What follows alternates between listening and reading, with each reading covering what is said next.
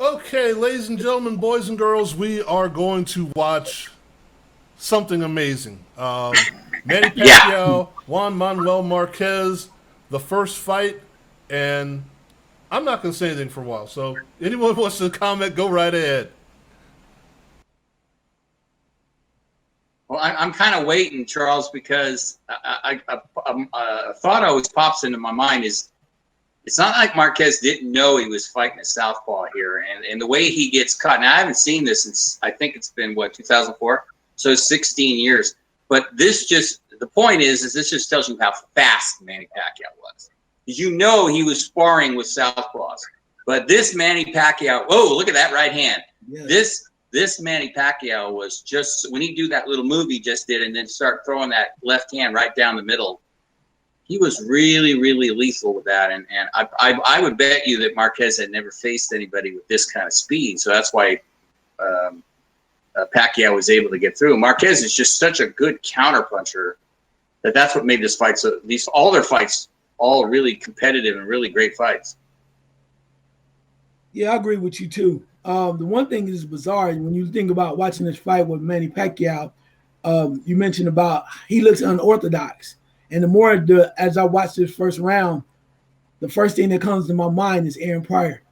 It's just like, wow, yeah. I mean, just the moving and the herky, yeah. Then just that quick down, the speed. Yeah, just that quick, and you're like, what did he just do? What happened? And that's what Marquez is like, what happened? Yeah. And to see that, and you're like, that shouldn't happen, particularly when you look at Marquez. The other beautiful thing about this is, wow, you watch he's connecting. Marquez is trying to get his bearings, and so quick. Again, boom, two quick ones. And imagine watching this for the first time, John. I remember. Who the hell was who? Pack a what? Pack a what? Pack a rat? I didn't know what the hell was going on. Okay, so it's at this point, for those of you keeping score at home, when Mr. Farmer called me on the phone and said, watch this. I'm like, okay, all right. So I said, it looked like it was over. See, yeah, it did. And then the fact that he got an extra punch when he was falling down. Pacquiao won this over very quickly. And he's still getting tagged with it. Straight left down the middle. Boom, boom, boom, boom. Anytime I want to hit you, I'm going to hit you. Yep. And he's trying. See, Marquez is actually doing what they always tell you not to do, which is don't fight back because you're going to get hit. You grab him, hold, delay, stall. But he's a fighter. Yeah. So he's going to fight. That's what he does. The thing is I'm looking at it, I don't think he's hurt. He's just being overwhelmed. He was wobbly there for a few seconds, but But three knockdowns is supposed to be over. He's supposed to be over. Look at his mouth. His mouth is totally bloody. Yeah. They're trying to talk to him. It's like, this is over. You're thinking that this is over. That's what I thought too when I was watching. The fight's over because he's just too much, and he keeps throwing that left hand. But we're going to get a little controversy here. We'll get into it later. Hair left score. This is a 10-6 round. We'll get into the scoring as it happens later. But let's look at this. 10-6. Wow. What can you do to come back from a 10-6 round? You can't. The whole the second round, 4 rounds already. Yeah, you can't. You can't come back. You shouldn't come back from this, right? Right. It's almost impossible. Right. Now, a little background, because we're looking at this in retrospect, but as far as I'm concerned, the big fight that Pacquiao had before this was Marco Antonio Barrera. Right. And the big fight that Marquez had before this was Derrick "Smoke" Gainer. So both, obviously, champions, good fighters, but there's not a lot of history from what they've done before to give you what we see later, I guess. You got to start somewhere. Well, I remember what I thought that immediately was, here we are in the second round, and Marquez actually looks okay. I mean, he's not wobbly. He's not buzzed. Like I said, I thought he was a little buzzed in the first round, but look, he's fighting back. He's countering back. He's drinking his own blood, and he's there. He's way behind, obviously, but And this is the epitome or epitomizes boxing is the never say die, the cliche time here, but also guts and that determination. A lot of guys, no, not to be insulting to them, but not a lot, but some would have just gave up, in a sense. You get knocked down 3 times in the first round. What are you going to do? But you can see there is no quit in this guy. I mean, he's looking for ways to get back at Pacquiao, hitting him with right hands because, the southpaw's kryptonite is right hands, and he's looking, and Pacquiao's doing that thing he learned from Freddie Roach. And you got to give it to both guys. But man, Marquez, man, you talk about digging down deep, huh, Charles? Yeah, no doubt, and I think that's why this was the start for me, is the beginning of watching Marquez. I at this point said I need to follow him. I don't know what he's going to do, but this is one of my guys. I like his heart, and I'm sure Pacquiao had at this point has disposed of a lot of other people very quickly. No doubt. Well, how dare you get up after 3 knockdowns? Are you kidding me? Are you going to try one more time and stay in the ring with me? But Marquez just kept fighting and keeping himself safe and still taking a lot of punishment too. Yeah, he is. Yeah, and that says a lot. Second round, I mean, amazing. The thing that I noticed from the tail end of the first and most of the second, I'm watching Joe Cortez. And after somebody goes down the second time, the ref is usually almost in the fight as well.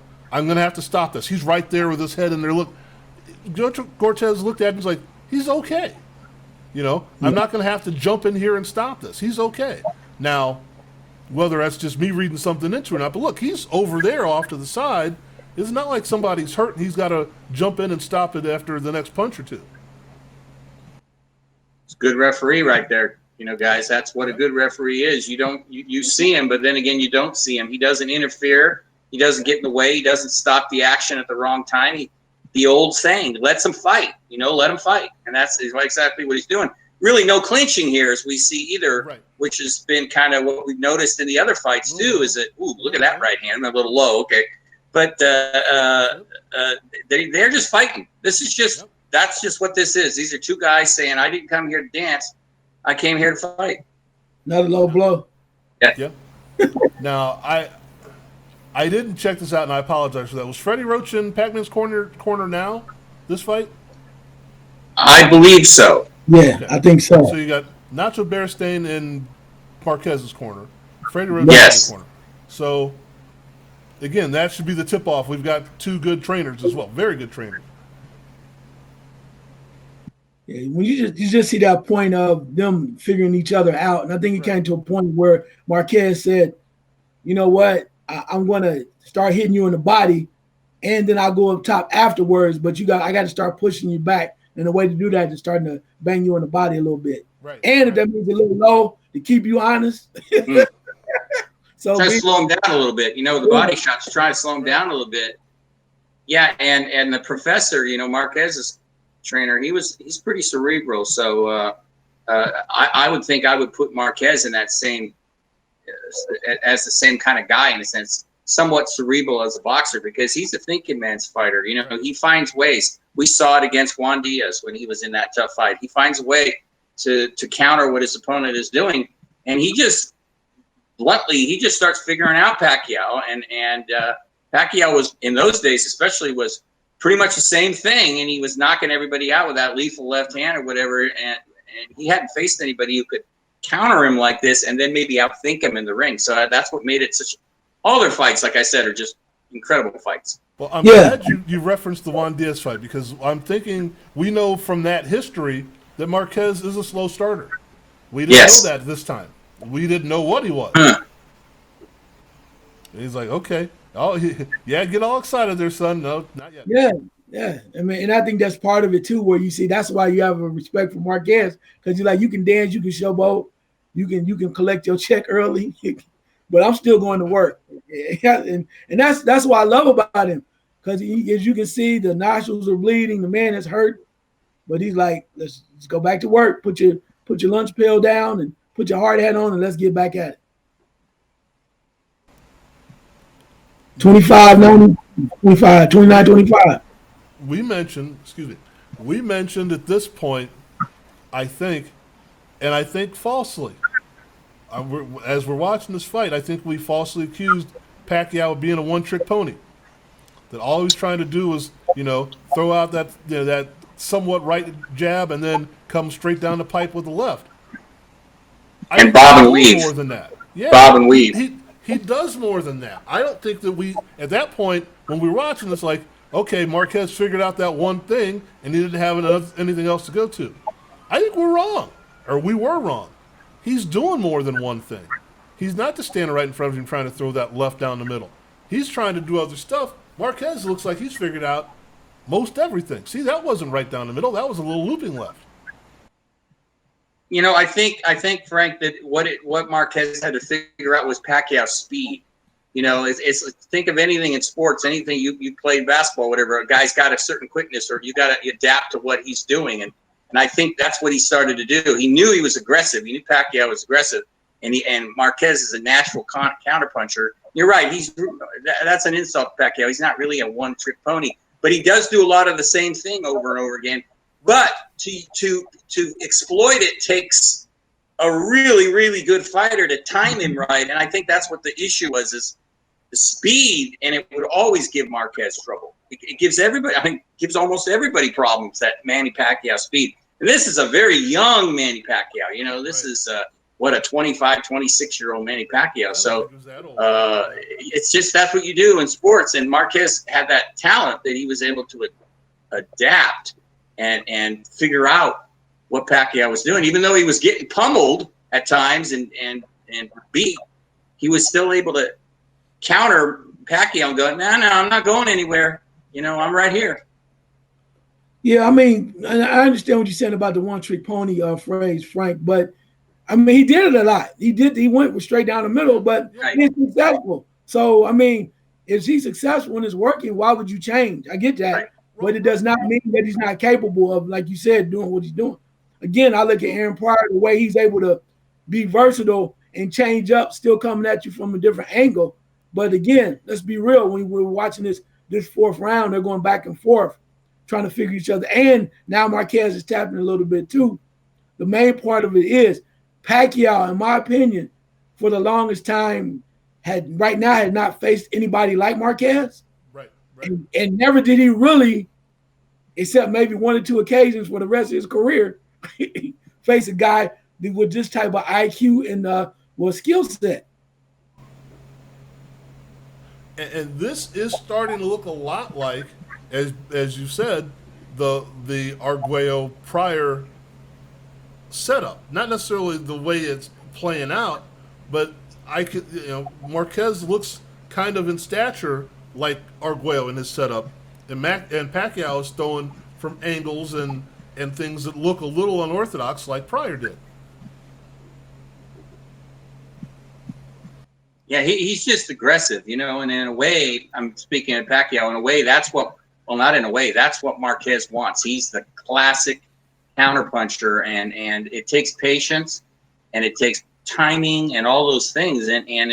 So in that respect, Pacquiao was made for Marquez. If you think about it, because what he does, he's going to just keep trying to time him, and as we know, he's doing much better. I'll tell you right now, it's the fifth round, right? Yeah. I was standing up figuring the fight was over. I was going into when the first round ended, I went and got something to drink because I thought, I'm just going to drink some water. This fight's going to be over. Then I sat back down and went, no. And by this point, I'm like, holy moly, this is incredible. This guy is, and Pacquiao is still exploding on him and nailing him with punches, but Marquez is taking it, and he always would be able to do that. Yeah, and I think that's part of it too. And he was willing to do whatever he had to what he needed to do to slow down Pacquiao. That means if he hit him with a body shot, but now he's on top of him, and he's like, okay, counter, here we go. Hitting on the left side, that body is slowing Pacquiao down. Even the lower blows. It's like, I'm going to do what I had to do to calm you down a little bit and bring you to my level. But now he's beating you to the punch with the counter punches. But Pacquiao does not stop. How could you not love this action? Yeah. You wonder why I called you. Fantastic. Well, you wonder why I called you. When you called me and then you said, And he knocked him down 3 times in the first round. Like, well, what's the point of watching it now for? You know, it's like you said, John. This is going to be over. You know, and I'm sitting there like, he's still in this.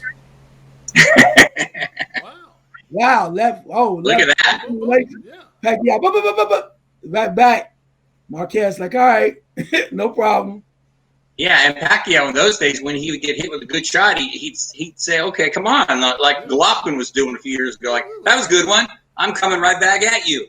You know, and he was a little, as he said, he was a little crazy back then. He's young and a little nutty, so he would just start firing away. Maybe recklessly might be a word that you might throw in there, but damn, I mean, you know, this is one of those fights for the ages. Yeah. Now we're at the start of the 6th, so we're at the midway point. Now look at that. I'm looking at Letterman's scorecard, going, okay, maybe, but I still in my head have a 10-6 round in the back of my head. So in my thing, actually in the front of my head, I'm still thinking Marquez is going to have to get a knockout at some point. You know, I don't think he can get if Pacquiao starts knocked down, just gets 2 or 3, knockdown at least 2 or 3 more rounds in the bank. You know, Marquez is going to have, even a knockdown may not help him.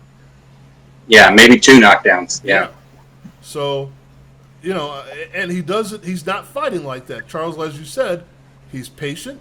He's under control. He's doing what he has to do. He has belief in himself, even though someone's got to be doing the math in the corner, going, "Come on, kid, you got to do more." You know, something's got to be happening there. Blowing it, kid. Oh. Yeah, you're blowing it, kid. You're blowing it. Wow. Yeah, you're right. It comes down to that too. Yeah. Go ahead. Well, you know, you made a good point. That was, look at that right hand. That one got Pacquiao. Boom. That's the right hand that knocks him down in the last fight. Boom. Aguayo and Pryor. That was a good comparison. Now that I'm watching this, because you're right.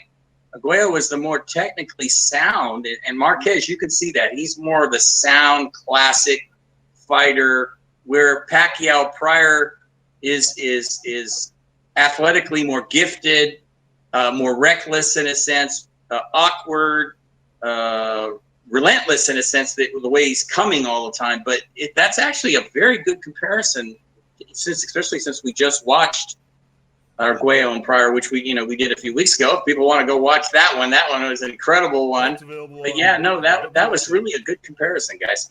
Well, what I'm seeing is that almost fencer's footwork for Marquez and for Arguello. It's both feet are moving in tandem when he makes a play. You know, not off balance, not going side to side. It's boom, boom, boom, boom. You know, go up, go back. Both feet are pretty much moving at the same time. Whereas Pacquiao is bouncing like Pryor, bouncing, throwing when both feet are in the air, throwing from this thing. It's a really nice contrast in styles.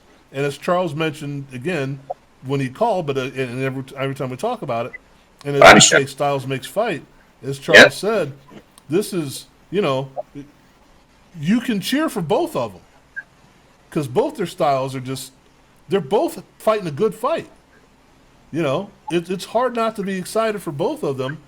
Yet you can see that this contrast in styles, as we've talked about, makes this trilogy, quadrilogy, whatever the hell you want to call it, worthwhile. Yeah, that's my favorite line. Styles make fights. Charles is always talking about crafty. I'm always talking about styles making. This is a classic example. Styles make fights, make really good fights. Boom. Yeah. Wow. He didn't have that counter the first round. First round, he got hit with that. And he's bleeding. Pacquiao's bleeding. Yep. Yeah, and like you said, go ahead, Charles. I'm sorry. But I think part of it too is, I mean, you just have to look at those body shots have played a major point to allow Marquez to get closer. And now he's going for the head and winging it where, okay, now I feel comfortable. I'm tapping you with combinations, but it starts with the body. And now it's like, okay, now we're even. So we're in round 7. I can fight you the way I want to fight you now. Right. Now, we saw Harold Lutterman's scorecard come up there. And I know when I saw this when I'm watching it, and I didn't quite understand scoring, I think the way I do now, thanks to Max DeLuca for trying to explain it to me, that there's no way this is 56-55. It's just not possible. And of course, I wasn't doing the math. I'm just thinking, if that's a 10-6 round, that can't be possible. So, like you said, Charles, we're at even now, just about. It's amazing. It's amazing. I'm sorry, Charles, just real fast. I remember sitting here at this point going, holy Toledo, Juan Manuel Marquez might win this fight. I still didn't believe it. It's amazing. I couldn't believe it. But let's be real too. Harold Letterman has been known in the past, may he rest, has been known to come up with some. I'm just saying he has been known. I know. A little bit out what we consider outlandish scores. That you know, what fight was he watching? Even the judges watching because of the outcome. But you know, everybody has their own opinion, which is cool. And also understand, as we've talked before, just because it looks like it's one thing, all you have to do is win the round. You don't have to win 3 rounds in one. You just have to win the round. So as you win a round and then put another round in and put another round in, it starts to add up.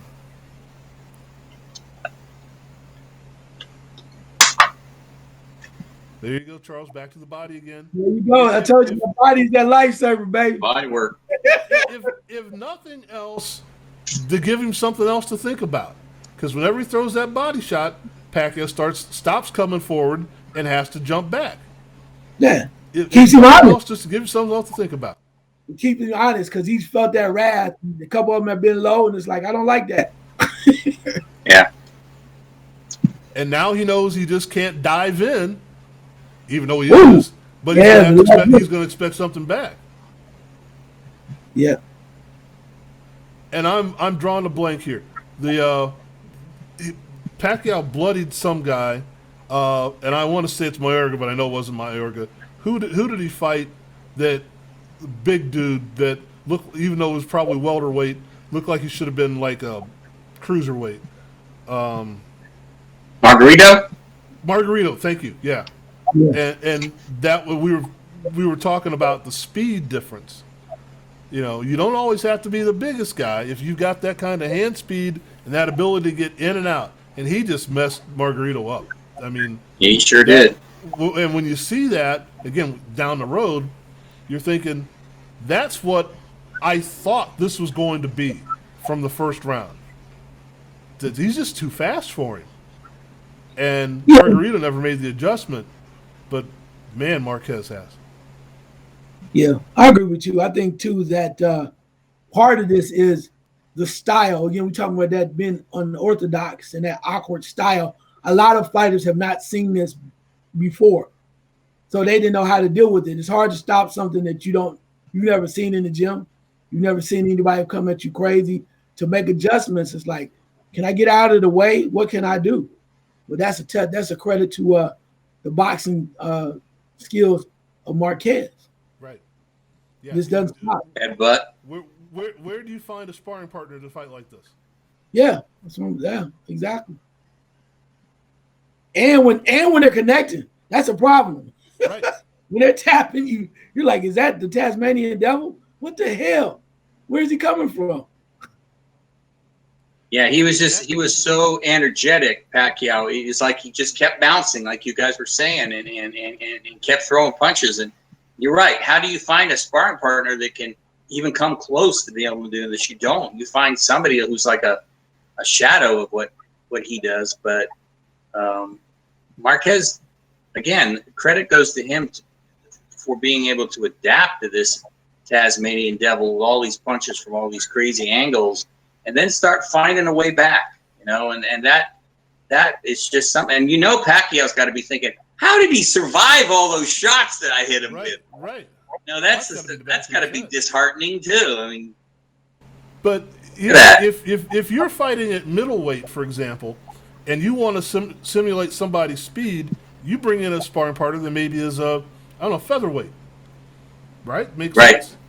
Yeah. Well, they're fighting this and I'm drawing a blank now because I'm just so into the fight. They're fighting this at 126. Who are you going to bring in? Who's going to be faster? Straw weight. Yeah, I mean, come on. You can't simulate this. This is impressive on both ends. It really is. Yeah, that's what made And it the a classic. non-stop action. Yeah, that's what made it a classic. They both just kept coming at one another. Again, you're watching this fight. We're in round 9, and when you think back, there's no way in hell you said somebody can get up off the canvas and fight this way in round 9. It just doesn't seem feasible or logical. Well, and I'm going to say something, go a little off script here, but I even though they're not doing things anymore, I am going to thank HBO Sports now that because we've ripped it from the internet and using it, but also for what they did, putting fights like this on. You know, we didn't get this from anybody else at this time frame. We got it on HBO Sports, HBO, After Dark, those kind of things. I like Charles when he called me. It's like, who picked Mouse? Who are these guys? And these of course they became staples, but these were just two guys fighting. Even though it's for a title, like you said, 126. What are they showing these guys for? I'm glad they did. Yeah, It's the argument that the discussion we've had. I think it was about a year ago that can we make a case for the lighter weights to carry boxing? I think this is one of those fights where we see that yes, we can.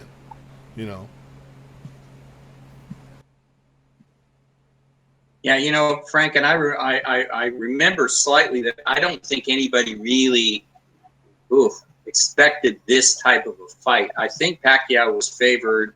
He was coming off the Marco Antonio Barrera win, as you said, and Marquez wasn't riding as high. So the thought was that Pacquiao was going to maybe not steamroll him in one like we just saw a little while ago, but win the fight. And it wouldn't be like this. And that's what makes sports so incredible is you think you have things figured out. It's like a lot of people. It's going to go like this, and then boom. Look at that. No, you don't. You don't have it figured out. It might look a certain way on paper, but when you get two guys like this, contrasting styles in the ring and start fighting, things can go different. And it did. This is a real example of that. Yeah. I think part of it, too, is this fight, along with the others, just made it, to me, one of the greatest rivalries in boxing. Because every time that you heard that they wanted to fight, you never heard somebody say, I don't want to see that. You might say, is it too many fights? But you said, okay, they're fighting again. I'm watching it. Because you wanted to see it. And every time they fought, even though I didn't think Marquez would ever get a decision, I wanted to see it. Right. Well, they could have been fought in the Home Depot parking lot. I would have seen this. I mean, come on. If they both got out of the car and one of them, double parked the other end, let's go. All right. Someone sell some tickets real quick. But something else that's important to see from this, that in my opinion, is that, and as we said, John, you said it best, that Marquez came off the Barrera fight, Marquez came off of the Derrick Gainer fight. This is kind of the two of the landmark fighters for the next, decade or so. Yes. And it's whether it be Morales or Boom or who. We've been watching these guys now for a while, and we were fortunate enough to see them pretty much at the beginning of their peak. Ooh, nice right. Right in, yep. You could see that Marquez just made up his mind that when he comes in, I'm just gonna throw a punch, and I'm especially my right hand, and he hit him a lot of times when Pacquiao was forcing the action, and that obviously was planned. It worked good, but man, he had to go through hell to be able to do that because he got hit with some hellacious shots. Yeah. But that right hand, that was a key. We've seen that it's usually not a good idea to try and counter Pacquiao because he's so fast and he's in and out. Well, and that's what happened in the first round. And Marquez said, I'm a counter puncher. I'm going to figure it out, and he has.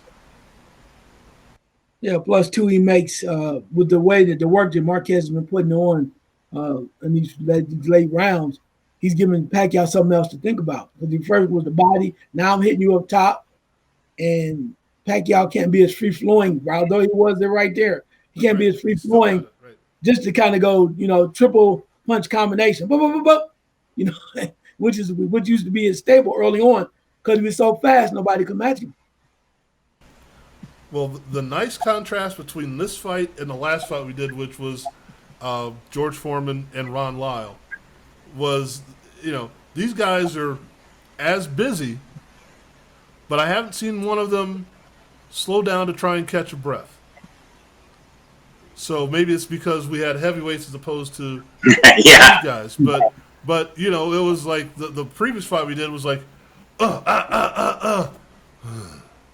wow. And then they come at boom, boom, boom, boom, boom, boom.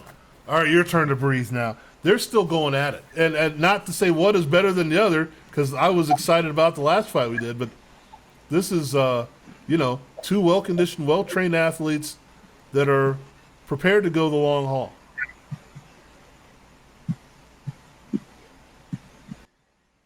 I would say, and this is my opinion, obviously, it's just you made me think about it. I would think this fight, for a pure boxing person, is the better fight, mostly because Foreman and Lyle were just like two in a tough man contest. Right. Just they barely even were ducking. They were just throwing punches. And he's a great fight, not taking anything away from it.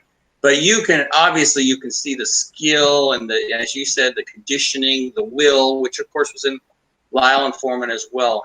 But that little bit more that was brought in, and you got two equally matched guys here, both determined to win, like Lyle and Foreman, but with that little bit of extra, like I said, technique thrown in there. That maybe pretty is the wrong word, but maybe classic in the sense fits. Because they see there's thought going on here, where Pacquiao comes in and then bam, Marquez hits him with that right hand. He's like, I know what you're doing, man, and I'm going to keep trying to do that. And so to me but I mean, they're both great fights. They're just, you're right. It's really hard. You can't really compare them. They're just totally great fights. I think part of what it is, if you sit down when the fight, when you're watching it live, if you're back in the 76 and you go, okay, we've got Foreman and Lyle coming up.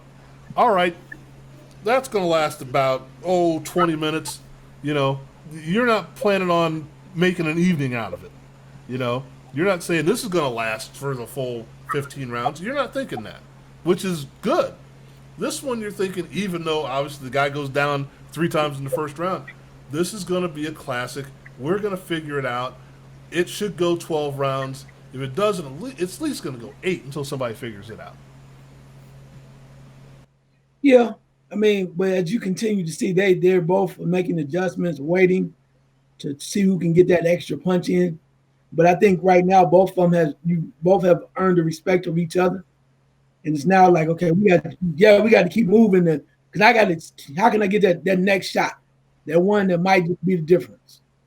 And it's still some anticipation going on. And in round 11, which says a lot, I better not throw that punch because I might get knocked out. Right. And I think you used the word correctly, respect. Mm-hmm. And I think that translated through the next 27 fights they had together, is that there's still respect there. And I'm not sure if he ever said it, but I can almost bet you Pacquiao knew Marquez was the real deal. Oh, yeah. I think he did. I think he did, Charles. Yeah, he did say that, how good he is. Except when they probably asked Marquez who's going to win between him and Mayweather, and Marquez said, no question. Oh, yeah. Anybody who really knew boxing, I don't sound like a snob here, but anybody who really, really knew boxing studied and knew Mayweather was going to beat Pacquiao. Yeah.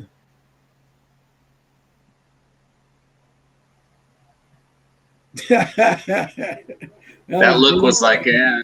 The 12th and final round. Now, we're going to throw a couple things. Harold Letterman's got 105, 101. Pacquiao. Again, and I'm not scoring along with it, and I wasn't then. If I'm putting that first round into my head, that sounds about right. I mean, just because I'm looking at it mathematically, not actually how I would have scored each round. I'm like, he had too much to overcome. If he's down 10-6 and the rest of the fight's even, then he should be down, 4 or 5 points. Yeah, that's not too far-fetched, as far as the math of it. Now, whether that's true because of who won what round, but he just had so much to overcome. again, as I'm watching it live, that's what I was thinking. Yeah, I never really had problems with the scores, really, to be honest, because I actually got annoyed at Marquez and the professor for moaning and groaning about the losses. I mean, I understood it. He lost one, or is it two, right? He lost two really close ones, a draw, and then he knocked out Pacquiao. So I believe my memory's not as good as it used to be. But I thought because of it's hard because Pacquiao's a little busier, and Marquez might be a little bit more accurate. So it's really hard. Some of these rounds are so close that it's subjective. So I when it's like that, I don't get really aggravated at the judges because, they're sitting there right at ringside, and you've been at fights. It's hard sitting there at ringside with a crowd screaming and to judge fights. So I never really got aggravated with this as far as it goes because, again, Pacquiao was a little busier. Marquez, with his counterpunchers rarely get the credit they deserve. And they're doing things you don't see a lot of times because you're focusing on the moving Pacquiao. He's here, he's there, he's a whirling dervish, right?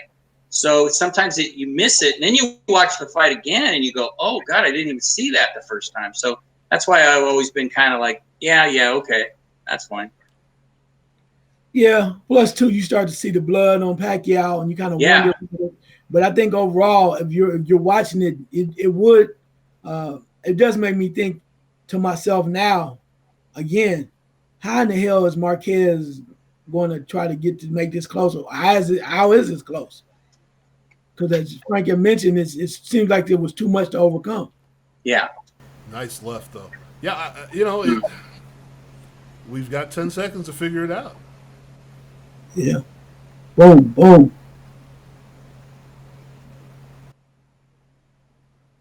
You got to think Pacquiao's like, I won this. Look, I'm never going to see you again. I'm never going to see you again. Ain't going to be no rematch, right? Yeah, I will never see you again. I'm going to move on. You'll still do what you do. All right, now, here's the thing. And unfortunately, the page that I had everything on is in another room now. But the scores were, the draw. Yeah, it was a draw. Right. Came out as a draw. And then one of the judges came out later and said, I didn't know I could score the first round 10-6. I scored it 10-7. If I'd have known that, then we would have given the fight to Pacquiao because it would have been majority decision at that point. That scares me for a lot of different reasons. It scares me the judge didn't know that, but it also makes me realize it doesn't happen that often either. You don't have a 10-6 round come up that much. Why would you? So I think that's how close it was. I don't want to delve into that too much just because it takes away from what we just saw. It was a great fight. But again, as you look at a fight where the guy comes out and is, I don't think he was hurt. He was just stunned a lot. But he's got to recover from that. And how do you process that throughout the course of the fight? Okay, I got to win this round. I got to get a knockdown here. I got to do this. I mean, that takes away from just fighting, I think. And to Marquez's credit, he did a great job. To get a draw out of this is fantastic, if you ask me. Yeah, exactly, Frank. I remember thinking that I thought Pacquiao won this one, and then maybe the second. I can't remember the second or third one because I haven't seen him. I thought Marquez might have eked it out one of those. So we were not going to talk about scoring, as you said, and then the emphatic fourth fight. But that was the story, too, to me, was and Pacquiao, I believe, afterwards, and how Marquez came back from all this and made such a fight of it. Made it the fight of the year, right? Which just takes two guys to make a fight of the year. And exactly. Again, like I said, you talk about digging deep. I mean, this is the kind of film, if you want to show somebody, this is what you mean by you take somebody to hell and you don't think they're going to crawl their way out of it. Okay, they're not even crawl their way out of it. He's not in survival mode like a lot of guys where you'll see a boxing where a guy's getting beat up, but he's in survival mode. He's trying to go the distance, right? Mm-hmm. Marquez wasn't trying to go the distance. He was trying to knock Pacquiao out. So again, that I don't know where that it necessarily comes from. I don't know if you're just born with that. I don't know if that's in your upbringing or whatever. But Marquez had that. He always had that when he fought Floyd Mayweather. Or he was getting beat up, but he kept trying, kept kept trying. Bradley, the same thing. Win or lose, there was never going to be any quitting that guy. Well, Yeah, Charles, right. let me ask you a question real quick before you go. There was a question of whether we wanted to include this fight into what we did, and John mentioned something that's like, well, we talk about it all the time. Why not? I mean, this is kind of, to me, and correct me if I'm wrong, Charles. This is kind of the jumping off point of the 2000s, of the new, I don't want to call it new wave, but the new era of the way that we started watching fights. There's a better way of wording that, but you know what I mean? Yeah, no doubt. Plus, two, we got to realize, and my memory's not that great either, John. But I don't think we really had that strong of that heavyweight division. So, Right. we were desperate. I was desperate for something new, and this was pleasantly a pleasant surprise to watch these two little dudes go after it with great skill. And, Right. and when you think about the number point now that I look at it, I can see how Pacquiao won the fight. Early on, I think I was just so hyped earlier in the first time I saw it, like, it's a draw. This is amazing. This is great. But now that I've seen it again, I can see how Pacquiao won it. But then, and we don't want to talk about scoring too much, but to his credit, the one thing I like about Marquez, and I was always one of his biggest fans, is he always started to make changes because they would always tell him why he lost. So he made changes, a little tweak here, a little tweak there in the second fight. In the third fight, he clearly made major tweaks, thinking he was going to get that decision. And when I watched that, I said, wow. So that's what just made it even better. And Frank and I talked about this before. I think we actually watched the third fight together at a bar or something like that. And then we had talked about it. And after that third fight, I said to him, there is no way in hell Marquez is going to get a decision. Ever. Right. Ever. He's going to have to knock him out. And true to form, if karma, whatever, it happened. He deserved that. I'm sorry. I know that sounds pro Marquez, but even though they the first one was a draw, maybe they just thought something else. But I thought the way that he fought and the way he competed against a ongoing and a Pacquiao that was improving steadily, the way he fought him and gave him some of the best competition. As a boxer or a boxing fan, you thought he deserved to have a little victory. And he had to wait, but he got it. Now, Yeah, it did.